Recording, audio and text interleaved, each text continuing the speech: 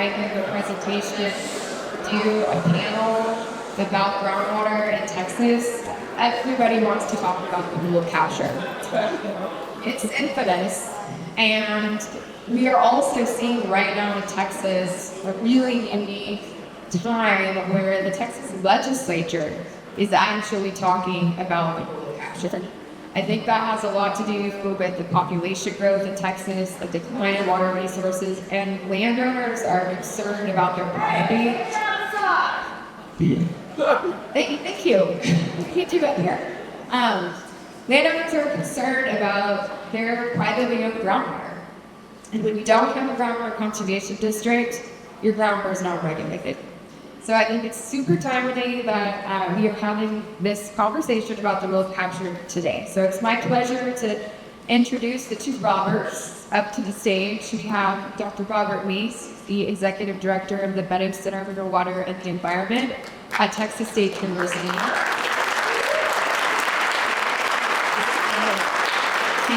And another Robert Potts, who is the landowner out here in West Texas. He's also on the board of directors of the Dixon Water Foundation, and he was former general manager of the Edwards Aquifer Authority.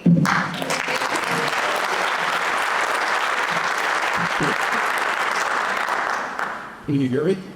Is this loud enough? Oh, sir. I can't hear this. I don't want the volume lady yelling at me, so Well, this is an important topic. I'm glad that you're here. We're very fortunate to be having Robert Mace with us on this stage. Robert is really the foremost authority in Texas groundwater. Not only is he the Meadows Center there at St. Marcus, but he was heading the groundwater in the Texas Water Foundation. So why don't you start out, Robert, giving us a little update on the rule of capture? Sure. So my attorney friends tell me that rule of capture is tort law, which tort pretty much means injury that one person or entity causes another person or entity that gets settled in civil courts.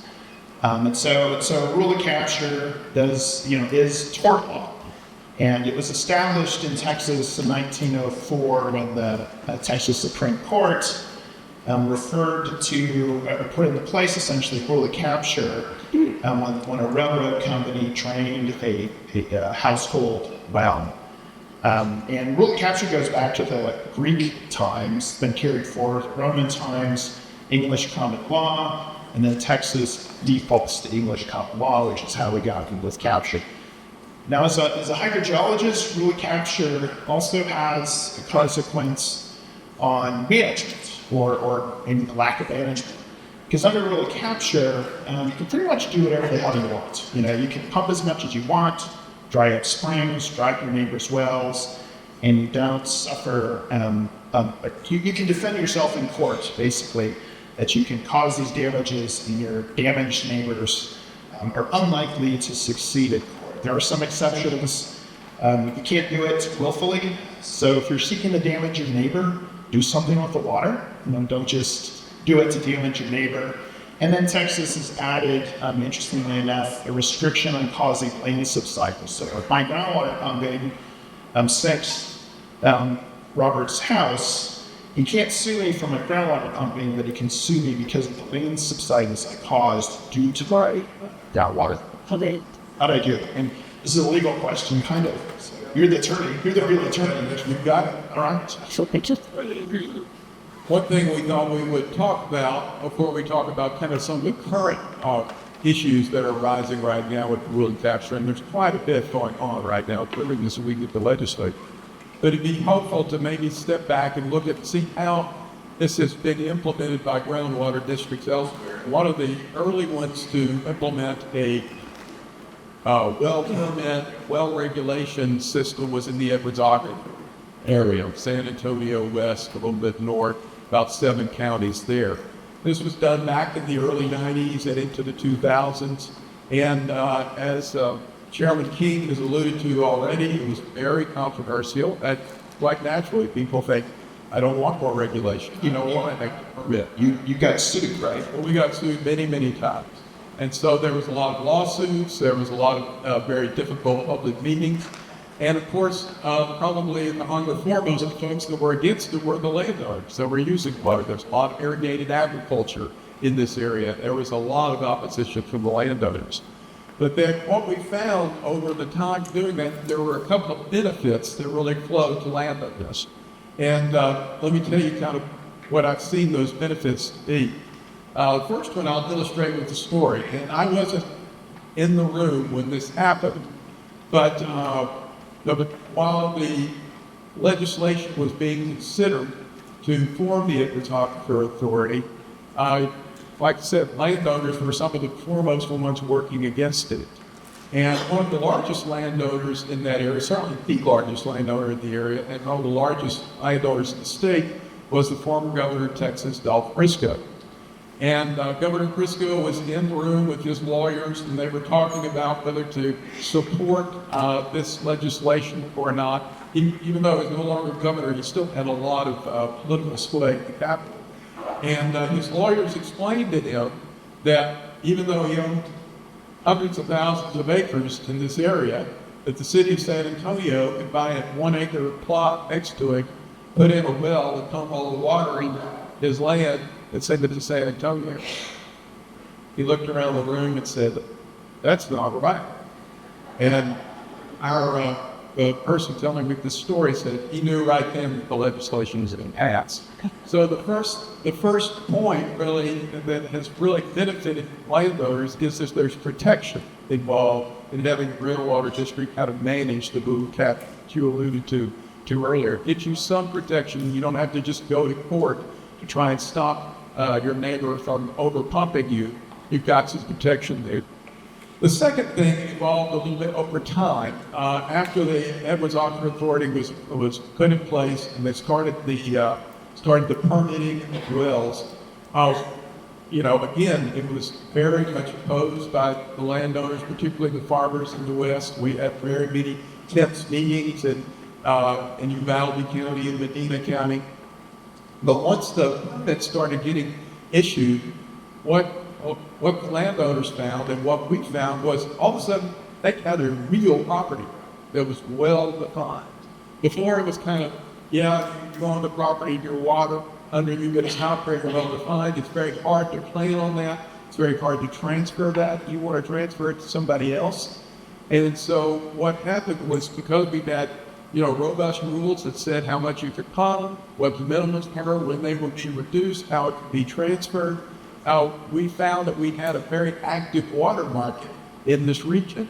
And so we had farmers who, again, had been very, very much opposed to having to deal with the Edwards Aquifer permit, all of a sudden have a property right that they can sell.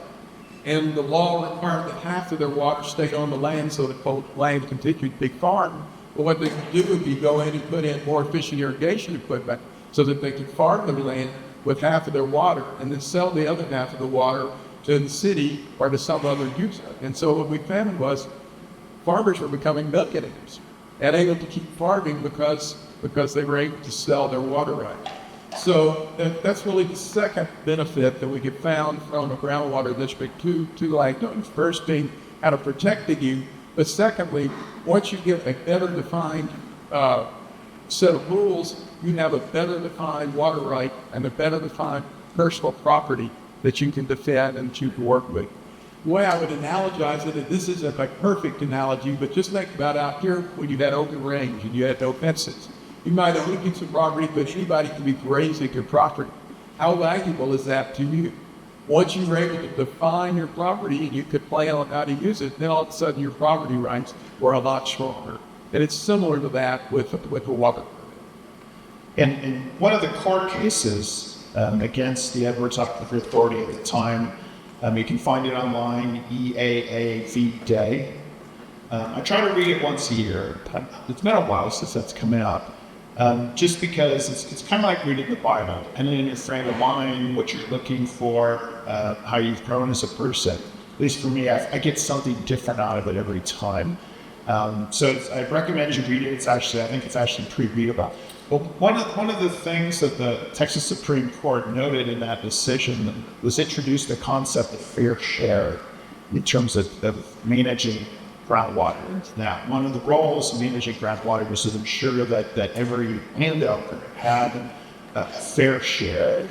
And so how do you protect, or how do you give everybody a fair share to the resource? And one way of doing that, that's something that we've done research on, that the Meadows Center with funding from the Hershey Foundation is looking at correlative rights, which is tie your right to produce water to the surface acreage you have. And that can be done in a number of different ways. Very simply, the surface acreage are adding some geologic complexities. And similarly, that sets up a water market. One example of that is the Guadalupe County Groundwater Conservation District in Central Texas over the Meadows Aquifer are set up at fair share basis, tied back to their management goals of the desired future condition. Every landowner, like you go to their web page, download an Excel spreadsheet, has every landowner listed there and how much water they have a right to produce. And that may change over time as the science gets better. And the district wasn't setting out to create markets, but guess what? Markets form. So people are buying and selling water rights, leasing water rights. Brewster County has a correlative approach in its groundwater districts that's also tied back to management goals. It was our future today.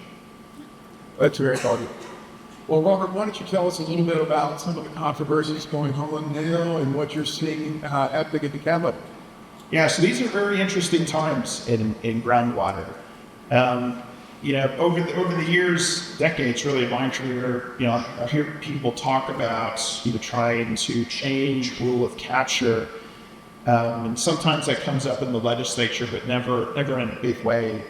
But recently it has come up in a big way. And what's happened is somebody is trying to produce and export a bunch of groundwater behind the pine curtain in East Texas.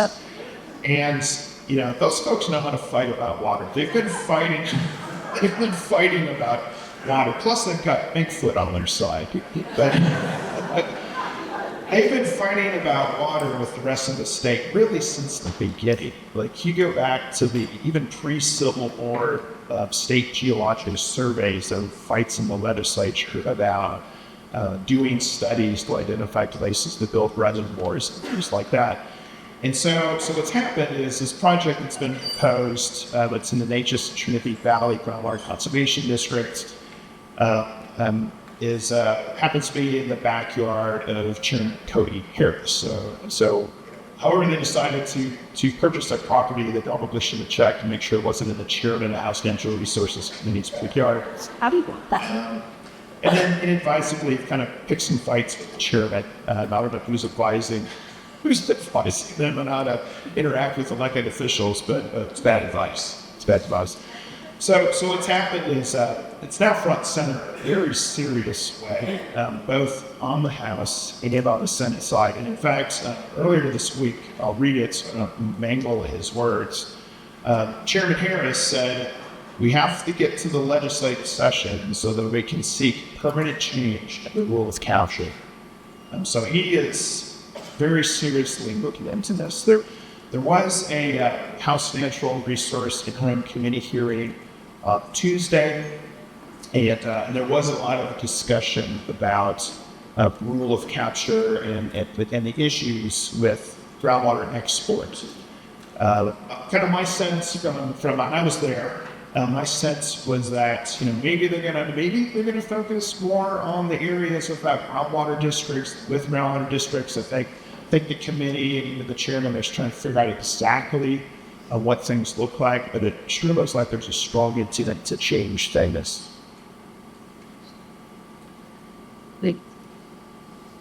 Well, what do you think is going to happen in Texas? Do you think that with that groundwater, there's part of the area that's a groundwater district, part of the area doesn't have a groundwater district? Yeah, so that also makes it interesting. So there's 3 counties that this export is being proposed for. 2 of the counties have a groundwater or in a groundwater conservation district, and the same one. And then there's one county that is not. Next to that county is turned down. Voters have turned down the groundwater district, I believe, several times. There's been attempts to get them to join in with their neighbor. And I wrote down, I can't remember it, but I wrote down that quote here. Somebody goes that, and the well runs dry, we'll know the worth of good groundwater policy. I'm sorry. But Benjamin Franklin.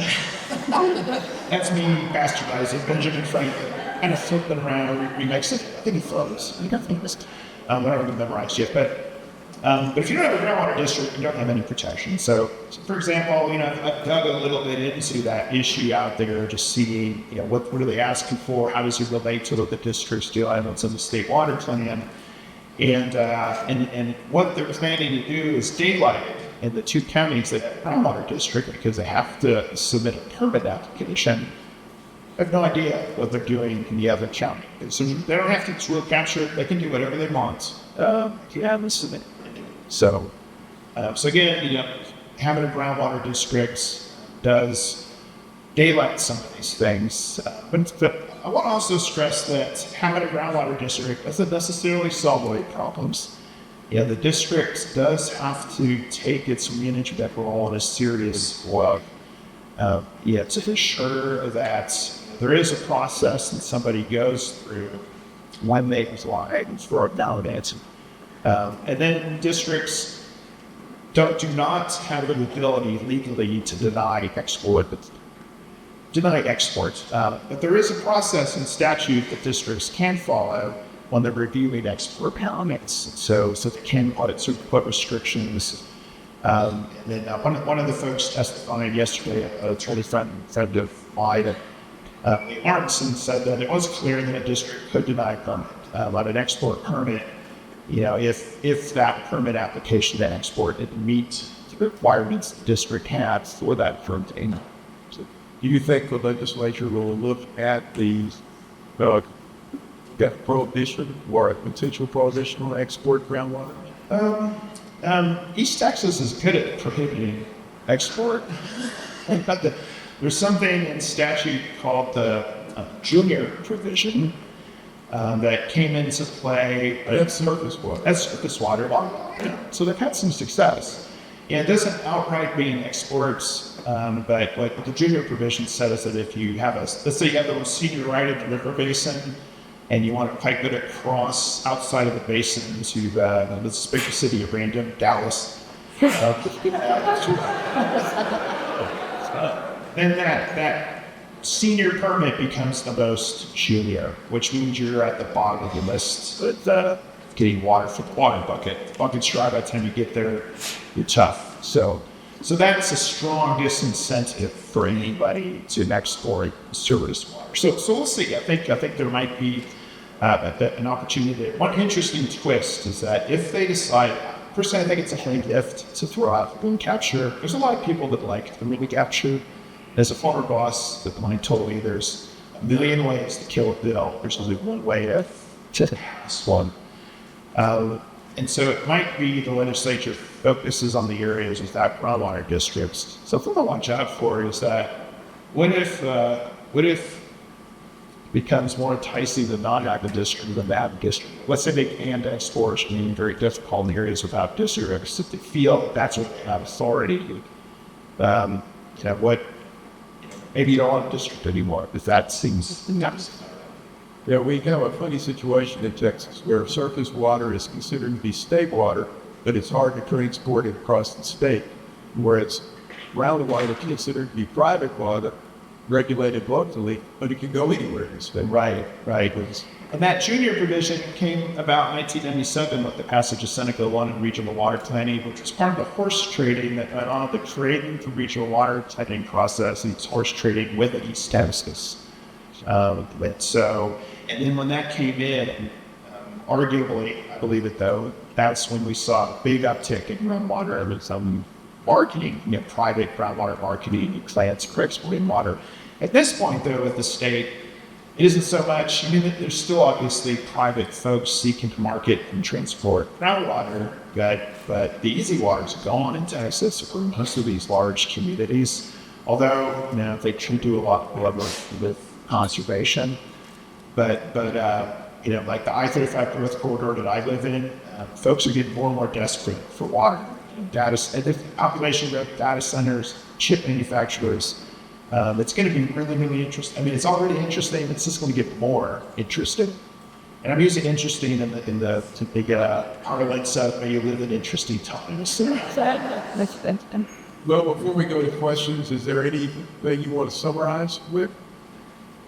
I guess I would maybe encourage districts to at least look at it. I don't like telling folks what to do. I like to help people understand water resources and water policy and let them make the decisions. But I think correlative rights or correlative allocation is something that's worth looking into to see if it's the right thing to do for your area. Again, it's kind of in a way, it perfects your private property right in groundwater. And then you decide what you do with it. Do you want to use it? Do you want to sell it? Do you want to lease it? Do you want to leave it at a place? And you can tie those relative allocation to correlative rights back to the management goals of the Aquifer Authority. How about you? You got some Under rule of capture, really don't have much of a problem.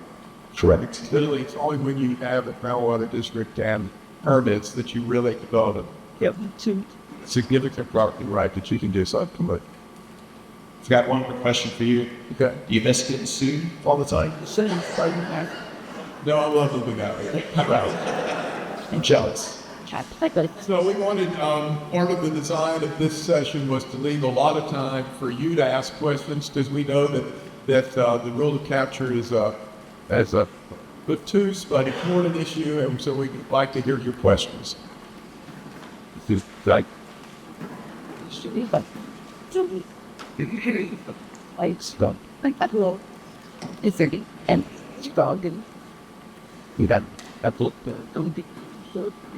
Hi there.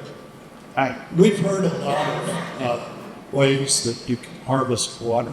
And in this county, especially DeKalb County, there are lots of people that don't have any water properly catch rain. And rain capture obviously is caused by big temperature drop every day where you get condensation. I know there's been some new research out with double layer pancake waffle roofs to protect it from evaporation. And it seems like that seems to be a widespread practice right here in the south part of the county. I know about whether, I think I ain't ever seen any role of capture is if you capture the water before it hits the ground into your water. So I just wanted you guys to comment on that. So rainwater harvesting is another one of my love languages. Thanks for asking that question.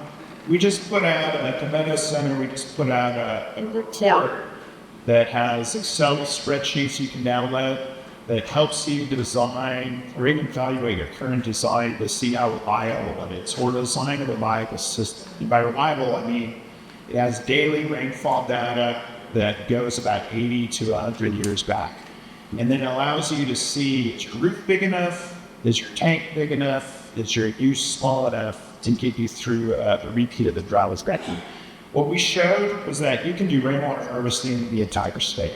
You could take a hill country system, which is about 3,000 square foot of roof, 30,000 gallons of storage, plump it in El Paso, and get a reliable source of water there. Now you do live alone.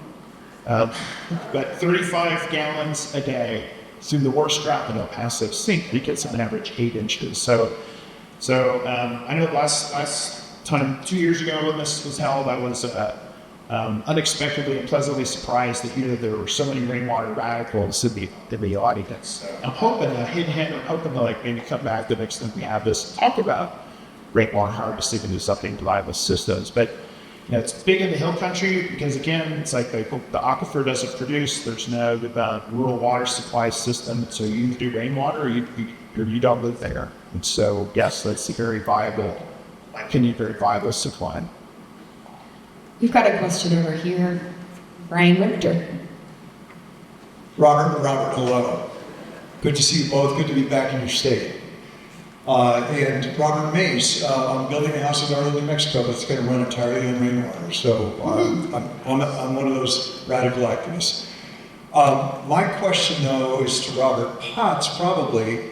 Robert, I remember, and it seems like about a decade ago, that one of the lawsuits had to do with the takings, suggesting that the Edwards Aquifer was sued for the takings clause, I guess.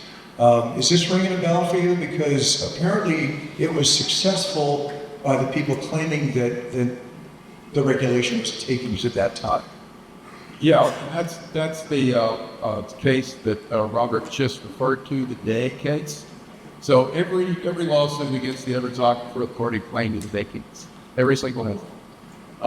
And the court never dealt with that issue until the Day case goes. Really, it put it very much at the end of the process. And the Day case was the case that. And so what that means when they say takings is, so if the water under your land is private property and it is regulated to an extent that you cannot use your private property, then that is considered a taking by the government. And so, you own the piece of property and there was a zoning regulation that basically didn't allow you to develop the property, that could be a taking. Similarly with water. If a regulatory authority does not allow you to use your water at all, it's that taking. And what that hinged on in Texas was how you viewed the water. Was it a private property right under the ground like oil is, or was it something that was you only had a right to capture what you pumped it at? Would be more like way a lawsuit's game. They had game, for instance. That's property in the state. You have a permit to shoot a deer. It becomes your property once you shot the deer under your permit. So is water more like a deer or is it more like wood? And the court never got to that decision until the Day decision. They basically found in favor of the Edwards Aquifer on every single point except that one. And then they said that water is more like oil, and you'd have a takings issue. So that shifted the balance a little bit between the groundwater districts and the landowner, because now the groundwater districts could not regulate to the extent that there was a taking. And so kind of shifted the balance of power a little bit. Didn't really change what a groundwater district could do, just put a limit on what they can do. I don't know, you read it every year. I haven't read it in several years. I'm not going to argue with you, but I think it's wrong with the very thing on that. But what I would add to it is that, the Supreme Court borrowed from the oil and gas law on the fair share aspect of it. And so that's an argument for relative allocations. If the water has been fairly allocated to everybody, that's right to the water. I'm not an attorney, but it seems to me you can probably defend that in court. Problem is there enough water to go around that means something once you divide it into the acres that you have left? And what do you do with the people who live pumping way beyond that amount? That's probably sure taking, like, because you got a big farm, it's suddenly you go into a pure relative application, and then you don't have enough water to grow anything. Probably that's maybe the case, but so maybe there's and then there's districts that do this where they grandfather in older uses, a lot of creativity. These are reported. You can get a website to read all the creative waste districts and approach relative allocations. But Sorry, favorite. Yeah, if the rule of capture was established by a Texas Supreme Court ruling, couldn't it be reversed? Right, Texas Supreme Court ruling, surely there's plenty of plaintiffs that sure they're being harmed by adjacent neighbors under the rule of capture. Does it be changed in the Texas Supreme Court, or does it have to be changed by legislation? But here, yeah, they can change. I mean, you're the attorney, but yeah, they can change it. I base that on like the The 1904 ruling uses some infamous language that, I'm going to paraphrase, groundwater is some secret to cold conceal, but any attempt to regulate or control it would be wrapped in hopeless uncertainty. That language came directly from a Supreme Court decision in Ohio back in the 80s, switched from ruled capture to reasonable use doctrine, I believe. And so I think they could. I think they could too. It would be better if it were legislated. He was where? Rick Roberts. So, the Crowley rights concept, do you believe that you would have to have groundwater districts, you have to have the ability to set a cap on groundwater production in order for the Crowley rights system to work properly? And then, as you just stated, I mean, we've done the math, our county, and I think if you use sustainable groundwater pumping, it comes out to like, 15 gallons per acre or something. I don't know. The unsustainable BFC that we have is 30 gallons per acre. So it's still, that's difficult, to execute board. But my question is really, should groundwater districts have the ability to set a cap and what? So first question, yes. I mean, yeah, you have to have a cap for dollars, right? However you get there, whether you set the volume of the pump and divide it by the acreage, or you set it on per acreage basis, and then multiply by the acres, that serves as your TBAC. And then the second question was like, can districts set, or should they set caps? I would argue yes, because state law requires districts to set desired future conditions. And when they are charged by the legislature to achieve those desired future conditions, and that there's some level of pumping that you can, and such error bartering there, because we don't know this stuff exactly. But if you're getting up to that limit, you're gonna see what it is. Then that is your cap. If you don't have a cap, you're not going to achieve your image goal. And so there are districts that do have caps. The Guadalupe district is one. Brewster County Groundwater District is operating with their auto-development groundwater cap based on their desired future condition. There's other districts that we do this as well. So it's certainly possible. And also, if there is no cap, there is no way of management. You're just kind of shifting the chairs on the Titanic as you deplete the aquifer. With the Edwards, it was set how much what the cap was. You guys had it easy. 6,000. Way in the back. Way in the back out here, Roberts, under the balcony over here. Got a question? Do you see us? Oh yeah, I see you. Robert, this priest John absolutely host. Oh, Mace. Does he have a gun? Yes, they do. Okay.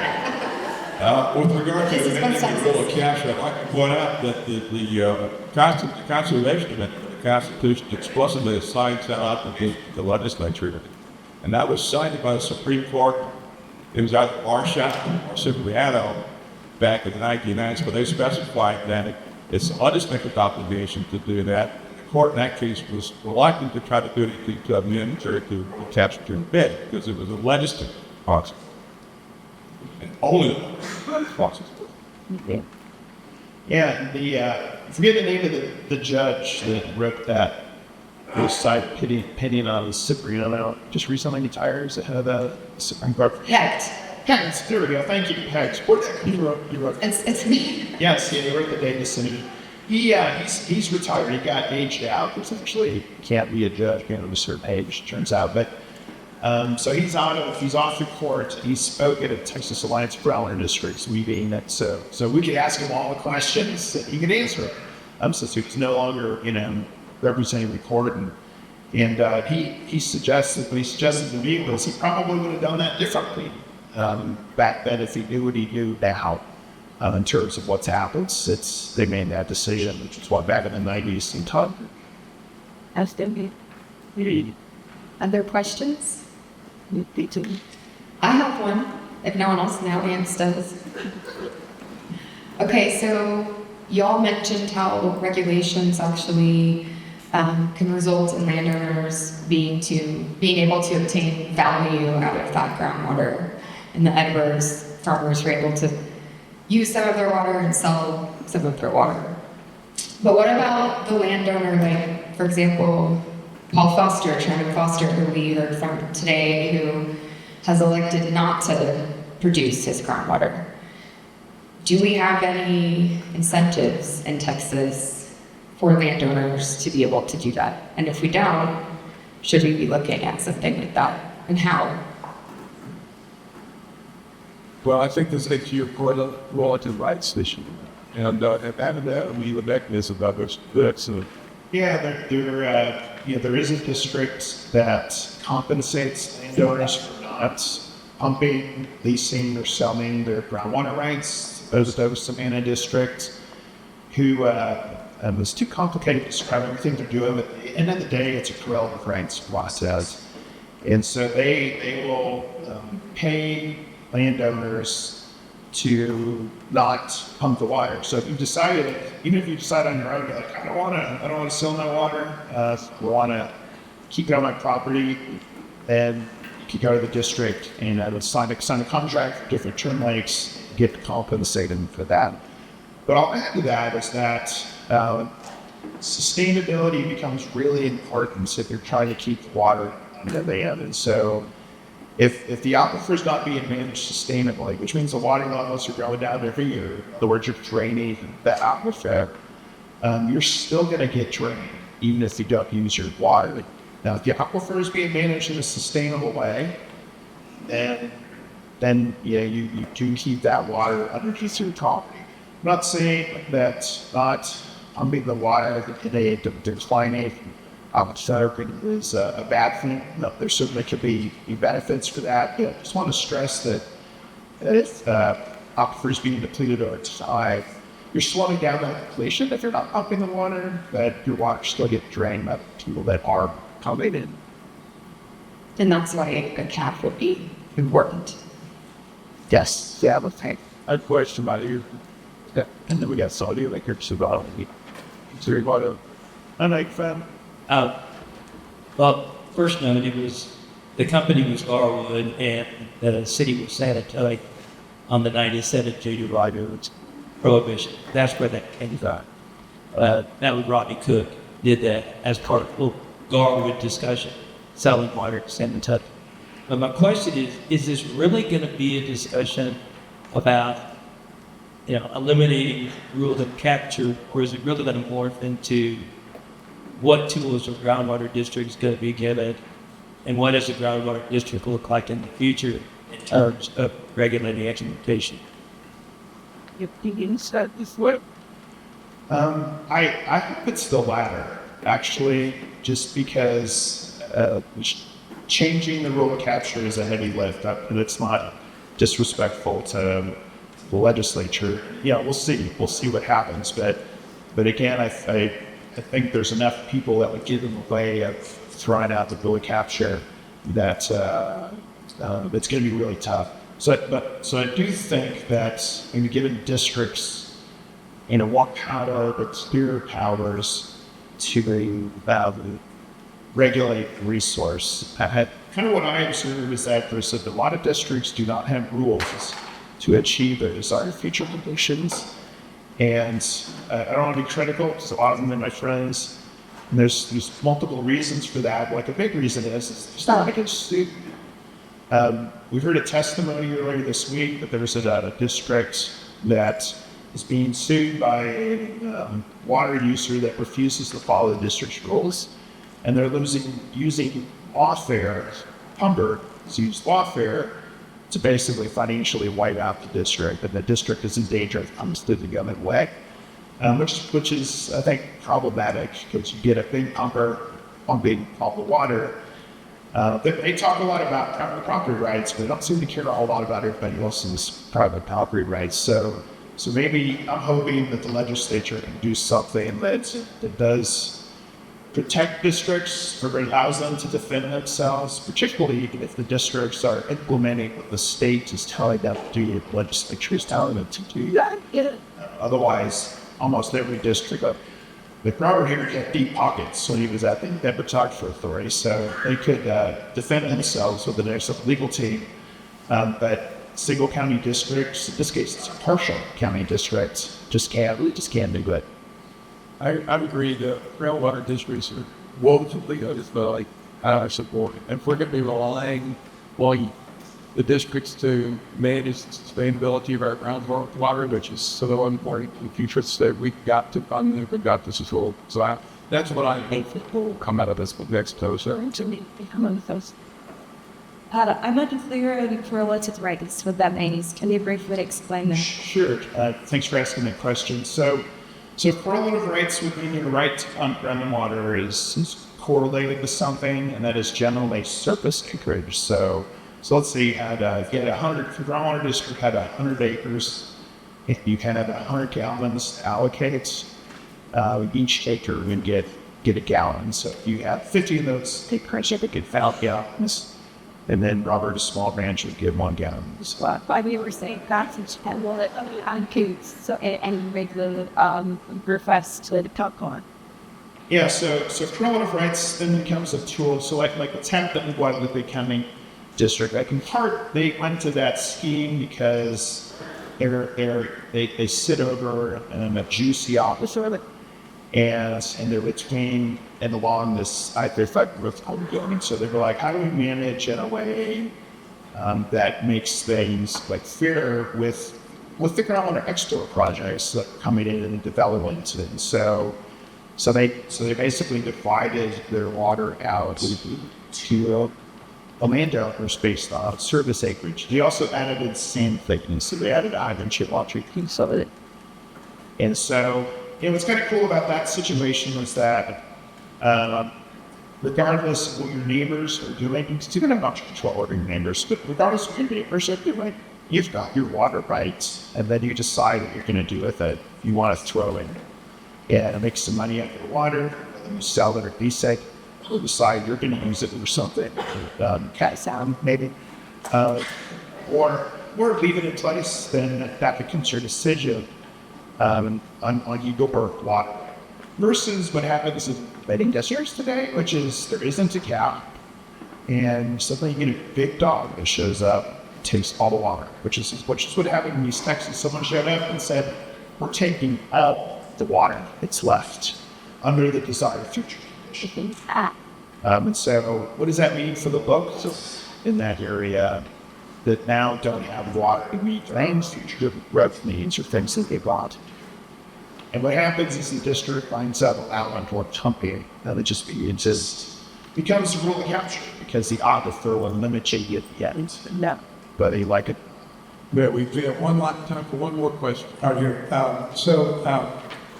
Valverde County does not have a groundwater district, and it has some of the largest springs in the state of Texas. When you talk about I-35 and thirst and the need for water, the fear has always been a giant municipal suck coming into those aquifer. How vulnerable is Valverde County without a conservation district, or how vulnerable is it with a conservation district? But I'll take a first shot at that. It depends on the conservation district. It would be probably more vulnerable if it has a bad conservation district. Some of the legislation I saw early on about creating a conservation district of Valverde County, getting support by offering people lots and lots of water that was not there. And so if that conservation district had gotten put in with the statute saying the city of Del Rio gets, million acre feet, the county gets a million acre feet, all of these, then that would have been probably worse for the Valverde County. But if it gets a conservation district that goes to, sets a cap and enforces the cap, whether through correlative rights or some other way, then it would be better off. It's a risk assessment. So let's say you have a house full of Picassos, and some folks are like, well, I don't want to put an alarm system on my house until I know I have to worry about somebody coming to steal my Picassos. And then you wake up one day and somebody stole all their damn Picassos, right? Well, it's too late. Right, the Picassos are gone. And so that's the risk, I think, with not having a district, because if somebody comes in and does a big deal and starts developing investment about expectations, then a district gets formed after a terrible thing has happened, may not have the ability to tell them no. So my opinion is, if you're concerned about, if somebody's concerned, I know you're concerned, but like if people are concerned about Springs, water supply, I mean, Del Rio pretty much relies on direct flow. It's best to get ahead of that and figure out how you want to do things versus later on. And a lot of, even a lot of districts will fall this trap of not having protected rules. And then someone shows up almost all the water, and the rules say, about it, to say no. And so I think anybody who manages a groundwater district, your house is full of Picassos. Put your alarm system on it now to protect yourself, because you just never know. Somebody's going to show up and want your heart or your water. Thank you. I think that was it. Thank you.